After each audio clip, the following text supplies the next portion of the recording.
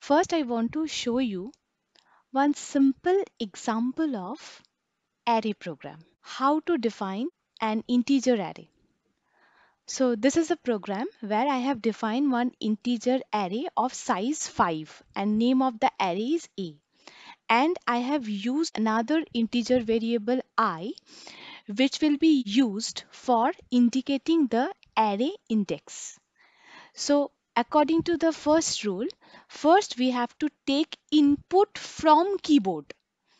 That is from the keyboard. How we can take input? We have to use scanf function. And in the scanf, what kind of value we are taking? We want to take some integer value because it is an integer array. So for that reason, the specifier will be %d and I want to store, mark this point here. I want to store each element of the array in a specified location. So for that reason, ampersand a of I. Ampersand a of I means I want to store all the elements of the array in a specific address location. So this is how we can take input. That is, we need a loop because the index value in this loop will start from 0 and it will iterate up to the maximum size of the array. So size of the array is 5. So it will continue up to 5 and each time the index value will be incremented by 1. So since we have started our index from 0, so 0 to less than 5 means it contains 6 value. So simple. So this is how we will take input using scanf and one loop, and this is how we can provide the output in the output console using one printf statement and for loop. This is a basic structure that we have to remember. So if I execute this code, so enter the elements. So I will enter the elements one by one. So I'm just checking how many. So my point is, you can use array subscript or index to access any element stored in the array. Subscript starts with 0, which means A of 0 represents the first array element of an array, and in general a n minus 1 can be used to access the nth element of an array, right, where n is an any integer number. Try to understand. So here n is your 5. To access fifth element, you have to use a 5 minus 1. So this is the convention that you have to understand. So this is a very basic question and very basic solution of an array. But we know that how we can take static input in an array. So static input means at the time of defining an array, I will assign the value statically. Means those values are not taken from the keyboard via the programmer. It is provided at the beginning while writing the code. So this is a static implementation. And now here again try to understand, for printing array element I have to continue from the index number 0 to 5. So for printing an array element I have to use one loop. So this is your another definition or another way how we can take input in an array. So it's a static mechanism. So if I run the code, so these are the static value it is showing. So see, whatever static value I have taken 60, 96, 45, 77, 86, it is showing, right? But this is not our topic of discussion. So our topic of discussion is right now how to use the concept of pointer for defining any array. But the thing is, why this question is coming? Why I am introducing pointer while defining an array? So the point is very simple. I have discussed just now, whenever we are defining any array with some specific name, it should have some index value, fine. And whenever I am writing the array name and the index value, it indicates some particular element. But I have mentioned one more topic, that is, whenever I just write only array name, it indicates the base address. So here my point is, this is the point from where I will extend the concept of array. Means I will define array with the help of some concept of pointer. Now make sure you have understood this point. So name of the array means I am talking about the starting address or the base address. Now how it is related. So consider we have an array of size 5. And say I have one integer variable I for iterating purpose. Now, if I take input from keyboard, so I will use this iterator less than 5 starting from 0, and iterator will be incremented by 1. Now we know that we have to use scanf function, and since it is an integer, so I will use %d specifier. Now you are expecting that I will write percent of array name and then the iterator, because in the previous programming I have discussed, I am taking value or element in an array means I am taking element at a specified address location, because each location starts with some address. So now ampersand means at some specific location or at some specific address I am taking the value. But here I will change this concept a bit. Instead of writing this notation, fine, this notation is correct, but I can write one more thing. Here I can write array name plus I, means the syntax will be then scanf. I want to take integer value, so specifier will be %d, and instead of writing %a of I, here I will write a plus I. So there is no concept of ampersand. Why? So now mark this point. So I will explain this point by extending this idea.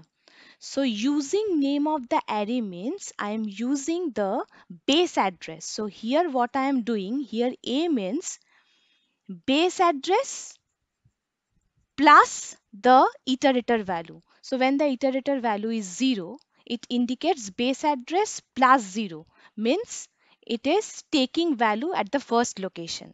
Then when the I value will be incremented by 1, then it will be base address plus 1. So similarly, it will come to the second location and it will take the value at the second location. So here try to understand, here I am discussing some equivalent notation.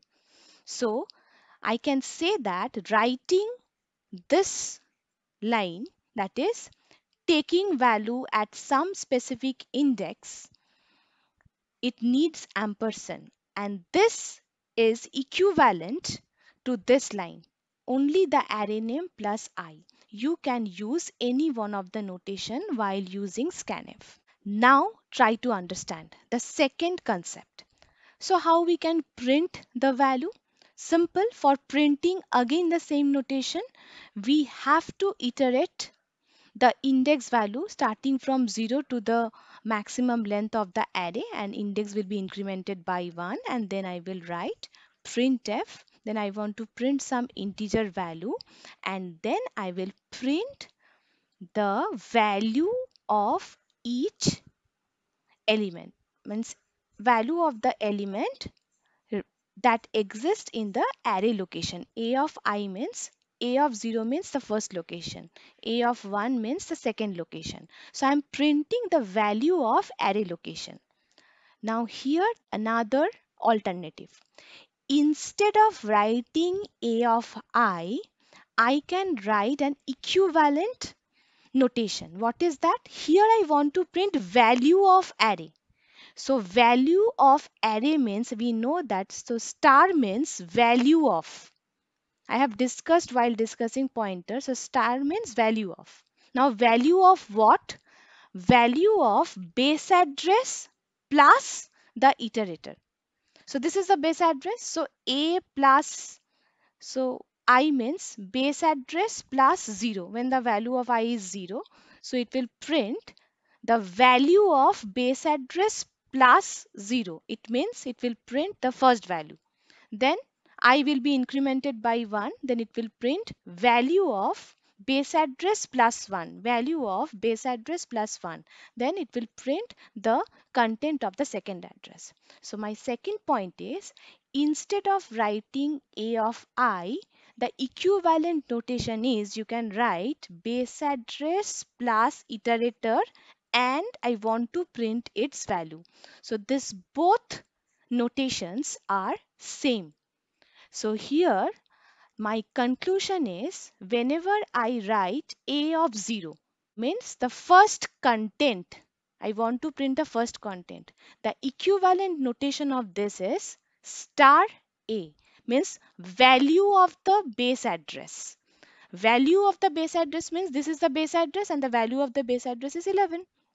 So these notations are equivalent. Similarly, I can say ampersand A of 0 means address of the first location. Address of the first location means a base address. So the equivalent notation of this is A. So if I write just the array name, then also it means the same address of the first location. So if I extend this concept further, then I can say that A of 1 means I want to print the second value of the second position of the array. So its equivalent notation will be value of the base address plus 1. Similarly, ampersand of A of 1 means address of the second location and the equivalent notation will be base address plus 1. So if I generalize this formula, then we will get A of I, which is equivalent to value of A plus I and ampersand A of I, which is equivalent to A plus I. So this notations you have to remember each and every time. So this is the main concept of integer array whenever we want to define an integer array with respect to a pointer. Let's check this one.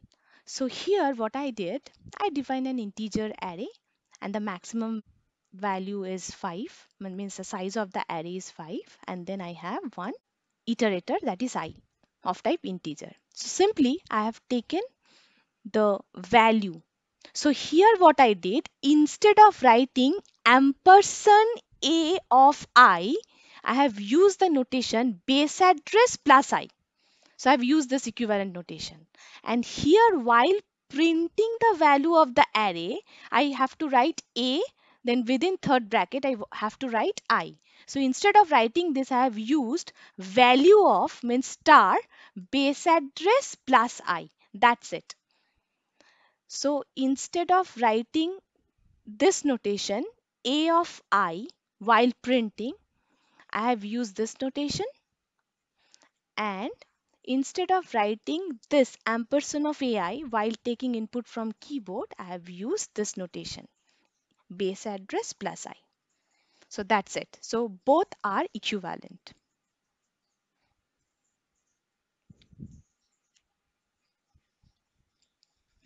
So I'm just entering the elements. So same thing, I'm taking input and it is providing me the output. Now I have one more point to discuss here. I have implemented the same concepts with some different mechanism. Now try to find out what I did in this program. See, here I have used one array of size 5 and here I haven't used scanf. I have taken all the values statically, and also this program is a classical example of double data type. Means whenever my array is defined as double, I can take values of decimal, that is 3.1, 5.9, something like this. So my point here is, the first point is Apart from integer array, we may have array of type double.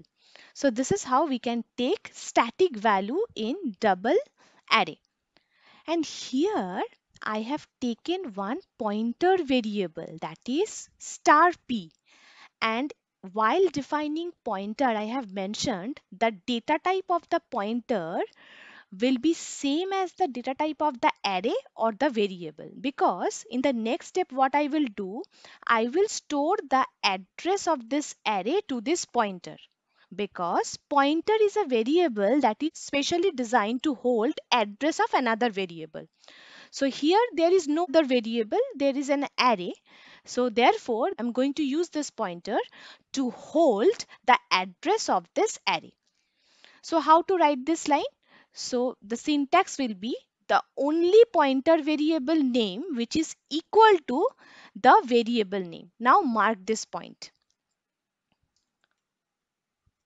So I have one array of type double type. I have one array with some static values, and I have taken one pointer of type double. Fine. Why I have used this pointer? Because now I am going to assign address of another variable into the pointer. So I don't have any variable, so I want to assign address of array into the pointer. So now how to assign address of a variable? So we have to write ampersand and then the variable name. This is how we can assign address of some variable. Now the question is, while defining array, we have so many addresses. So which address to assign? So the answer is, in case of array, you have to assign only the base address. And according to my discussion, how we can assign base address of the array? If we mention just the array name, then the base address of the array will be assigned to this pointer. So as a result, what will happen? This pointer will hold the address or the starting address of the array, right? So now check out this code. So in this code, I have written p equal to a, means base address of the array a is now assigned to p. So now what I did, I'm just going to print all of this provided inputs. So how to print? Here I have written p plus I and value of. So I want to see the values. So I have written star. Star means value of p plus I.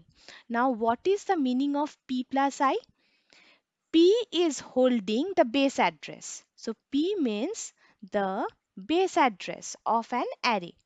So P plus I means base address plus I. P plus I means base address plus I. So base address plus I means it will keep on printing the value of the array.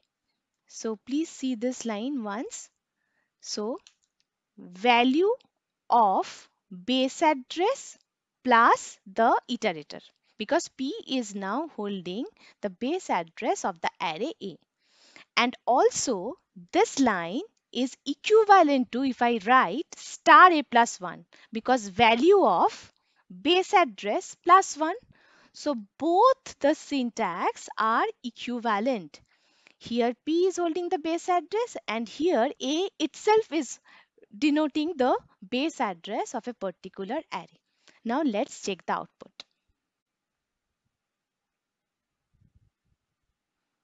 See, this is the output. Star p plus I, it is printing the same thing. P plus 0, at p plus 0 position we have 3.1, 3.1. Then p plus 1 position we have 5.9. See, in the second position we have 5.9.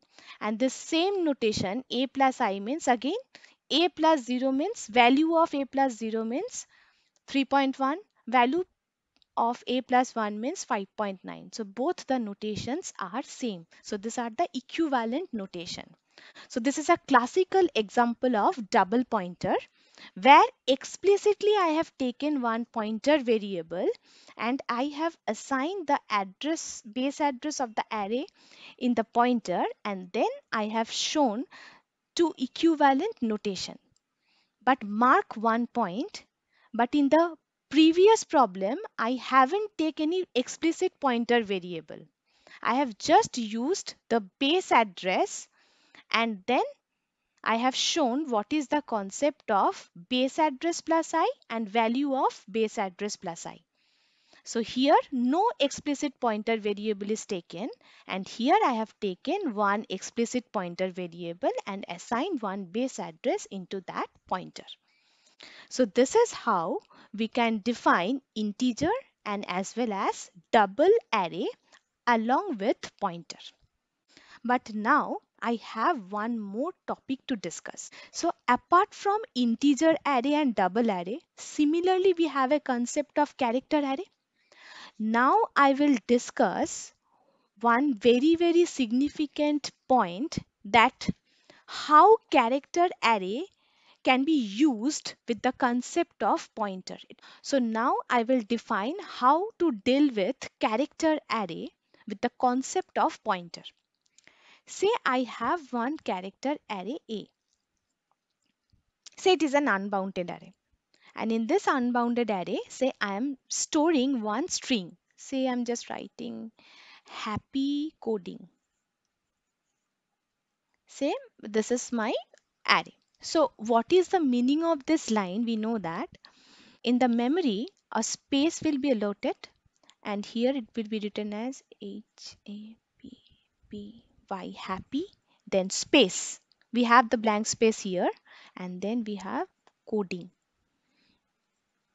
But since it is a character array, so we have one extra character, that is null.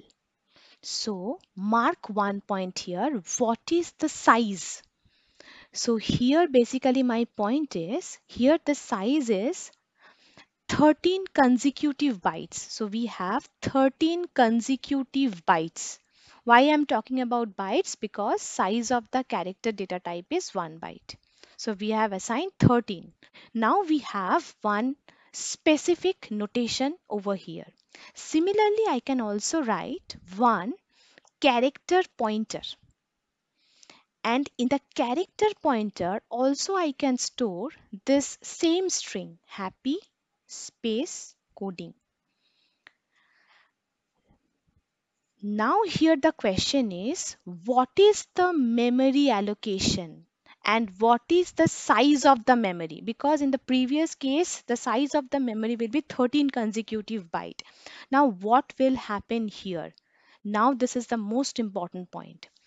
Whenever I'm storing one string, one particular string in a pointer, what happens? Array will be created, fine.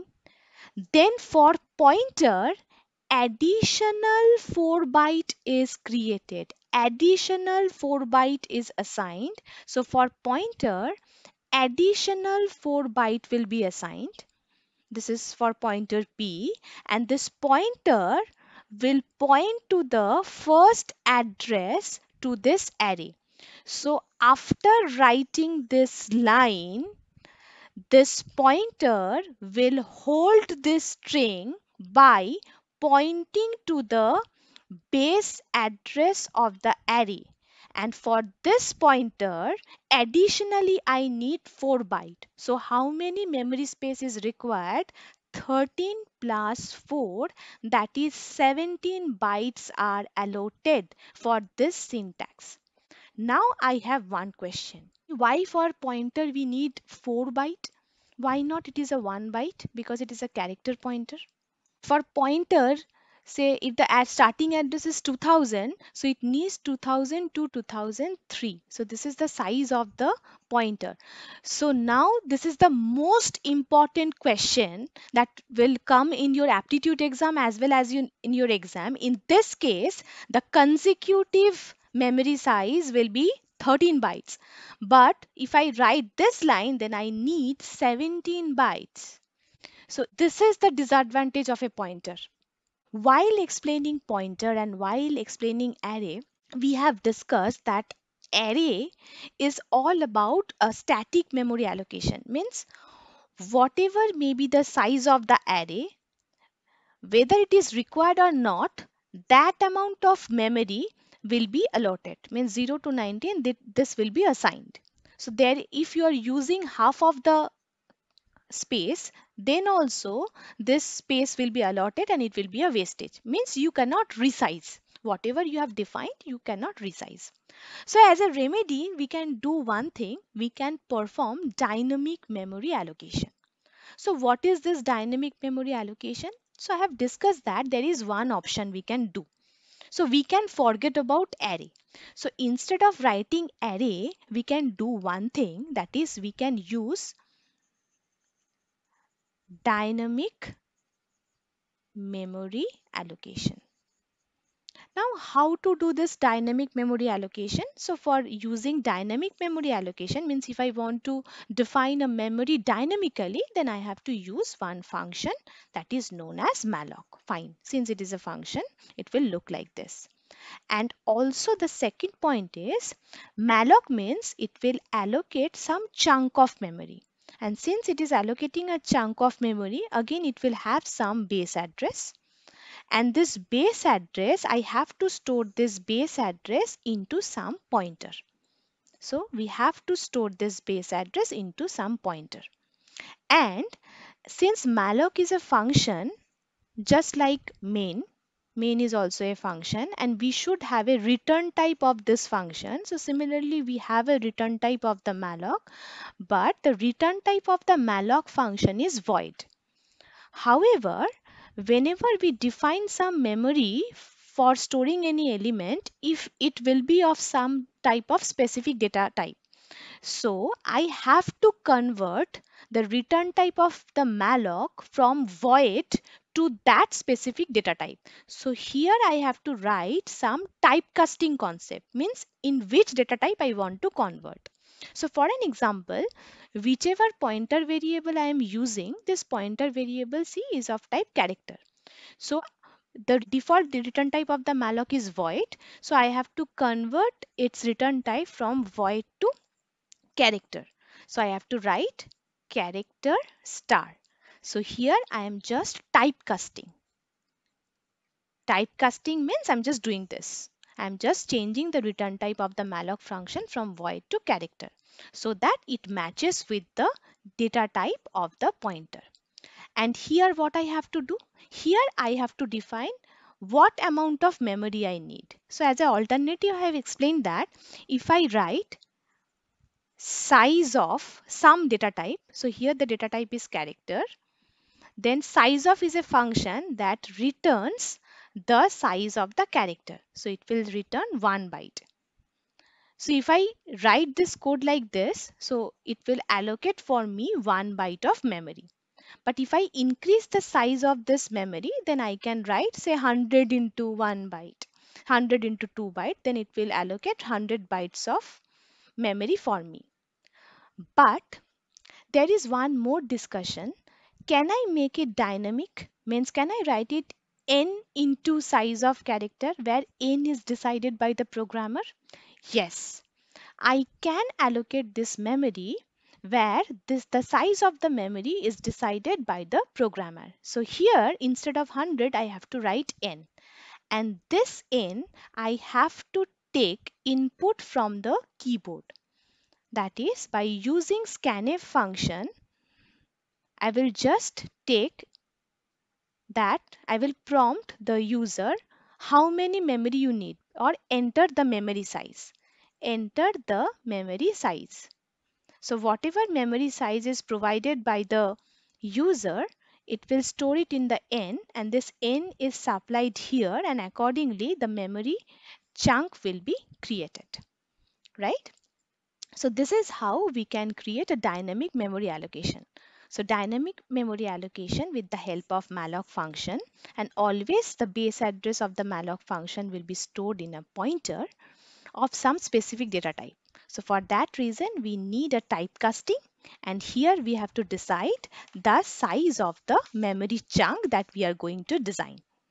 After allocating this malloc function, then the thing is we have to print the value of the malloc. How to print? We know that since it is a memory chunk, so I have to traverse each time to print each and every element in the malloc. So how to print? So again I have to use a loop, and the size of the loop is now decided by the user. So it is n and I plus plus. So how to print? I can print the value by using just writing. I am taking character element. I have to write the array value.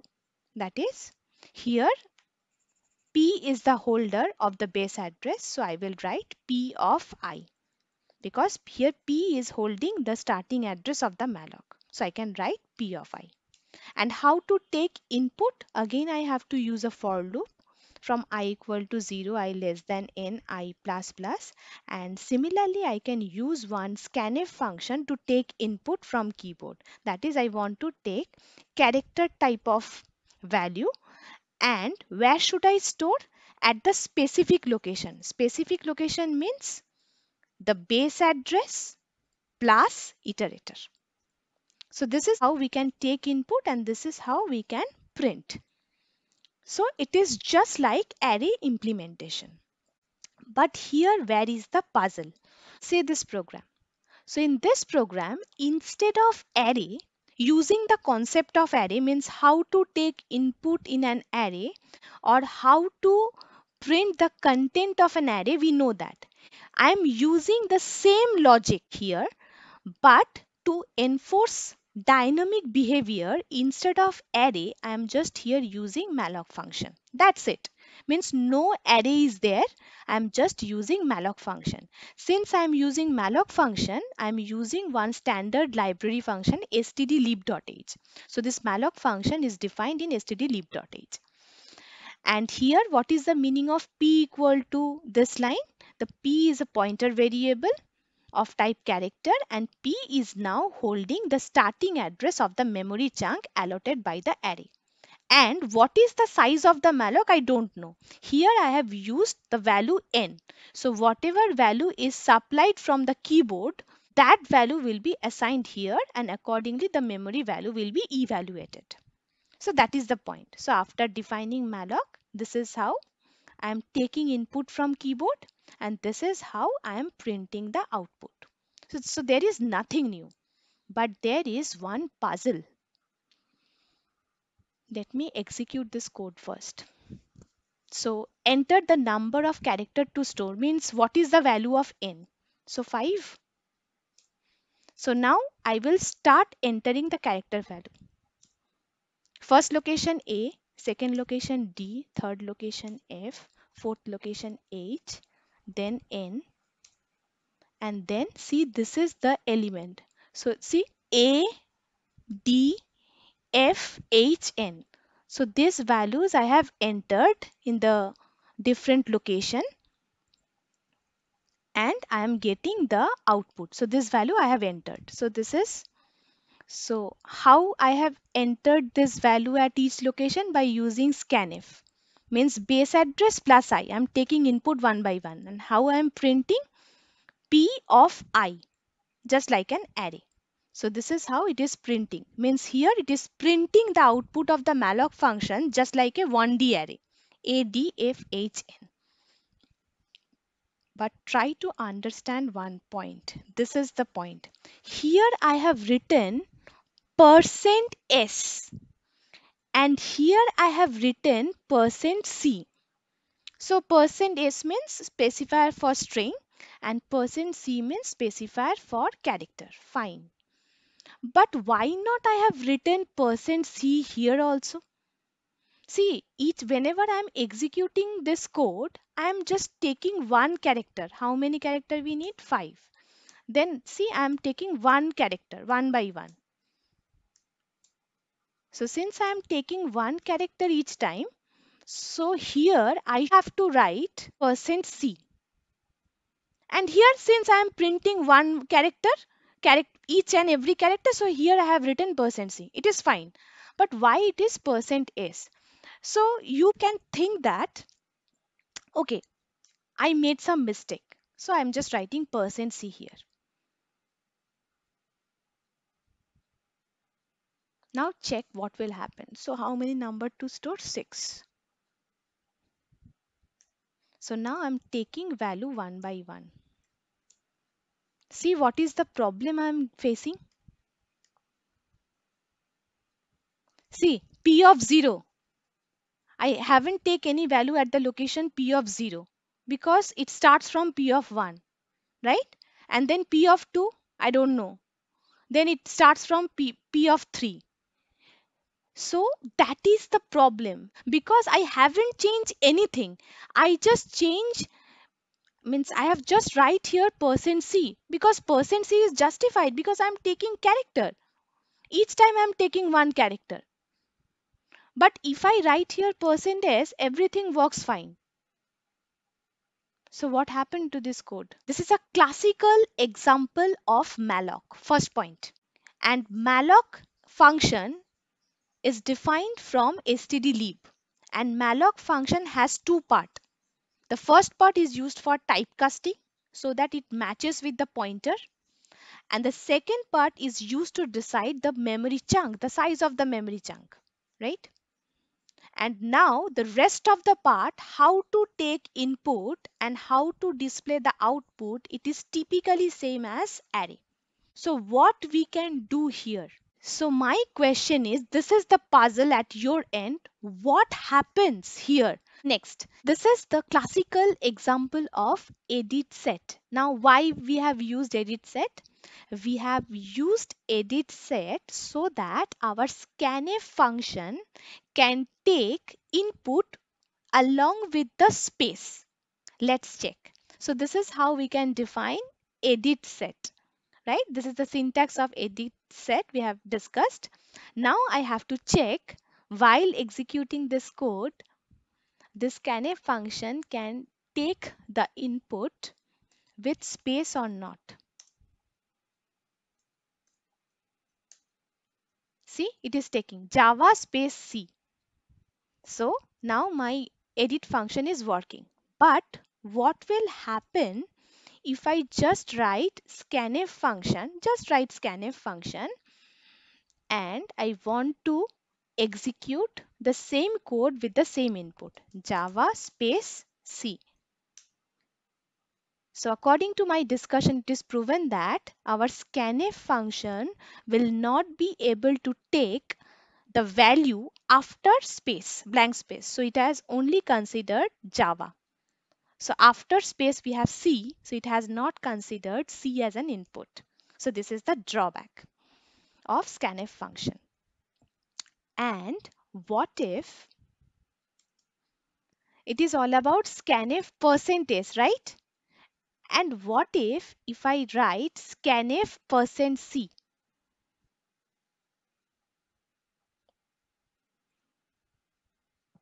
Then I'm giving the same input Java space C.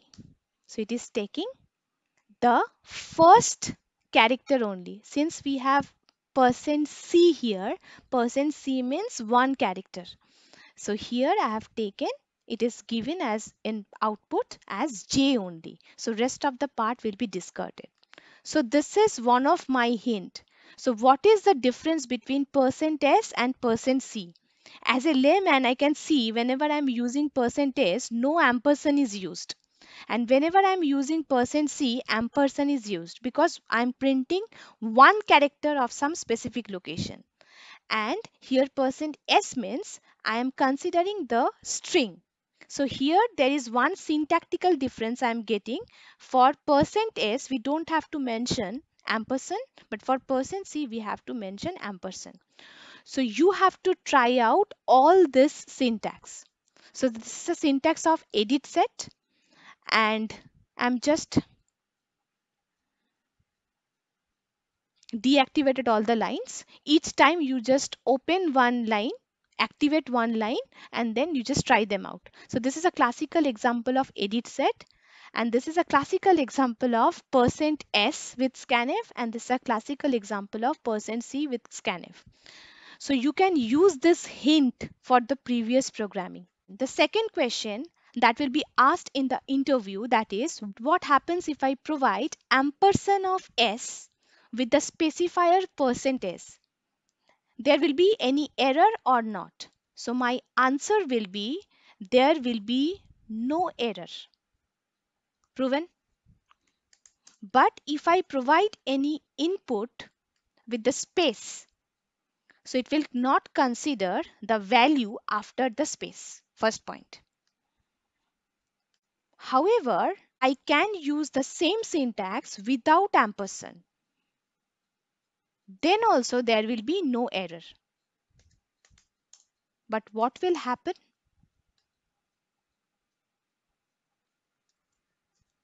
Again there will be no change, because again the same concept, it is not considering the value after space, right?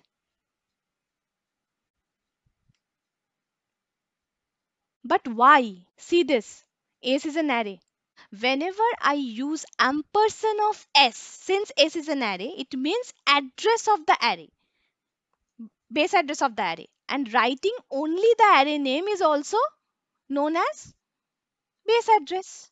That's it, both are same. So why I'm not writing ampersand here? Because I'm just saving one operator, right? I'm just simplifying it. So both are same. Please try to understand. Next, how to use getChar. You just have to use getChar function, and getChar function will hold the value whatever you are taking it from the keyboard, and afterwards it will transfer that value into the variable c. But try to understand here, I have written int c. Okay, let me execute this code first, then I will discuss one interesting point. Enter a character, I'm just writing a.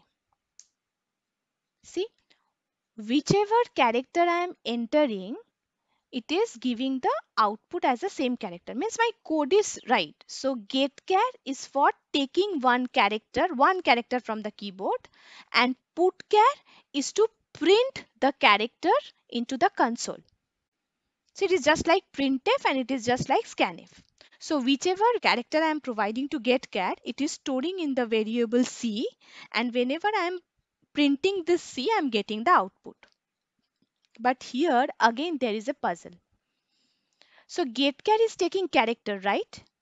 So c should be a character. Why here c is an integer? Is it a mistake from my side? Because my code is running. So there is one interesting point. GetChar is a function, and this function is inbuilt function in C. Means this function is not defined by us. So it is an inbuilt function. So since I am talking about function, I have explained it that each and every function should have a return type. Return type. Either it is void, either it is int. So each and every inbuilt function should have a return type. So since getChar is also a function, it should have a return type. So the already decided, or it is known as implicit return type of the getChar is int. Means whatever character it is taking, it is actually converted it into its corresponding ASCII value. So here my point is, you have to remember this point. Implicit return type of the getChar inbuilt function is int. Therefore, whichever variable is used to store the value of the getChar, this variable should be of type integer. This is another puzzle that you have to remember. So make a note here that implicit return type of the getChar inbuilt function is int. Now see this code. Here I have some of the justification and some of the question. First see the code. In this code, what I did, I have taken one character variable, and here I have stored 1. I have discussed whenever I use single quote, and within that single quote, if I write anything in C, that thing will be treated as character. That thing I want to prove. Here I have used single quote, and within that single quote I have written one integer, that is 1. But here, since 1 is in single quotes, it is treated like a character. And here what I did, I started the initial value from 1 and I continue this loop up to 9. And I have enclosed my 9 within single quotes. It means 9 is also a character. And each time I am iterating this value by 1. And then I am printing the value of this iterator. So first see the code. Then I will justify some of the points. This is another important question.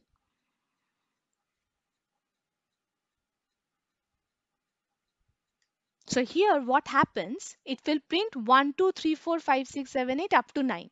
So starting from 1, it is printing up to 9, right? It is printing up to 9. So my question here is, what is happening inside? Means here I am taking integer, but the variable is of type character. But again it is printing some integer. Why? It is not integer, right? It is a character.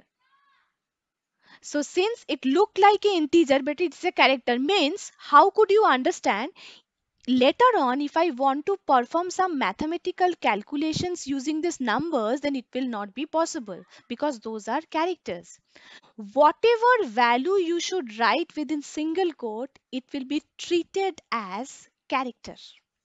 That is my point. Means internally we are dealing with the ASCII value of those numbers. This is a classical example of getters and putters. I have taken one array, right, of any size, and then I'm just taking the input. Means how to take input in this array, I'm just passing the base address of the array in the getters function. So getters function is very easy to use because it only deals with the base address. There will be no specifier, so there will be no confusion of %s or %c. And putters will also take help of the base address and it will print the output. Means,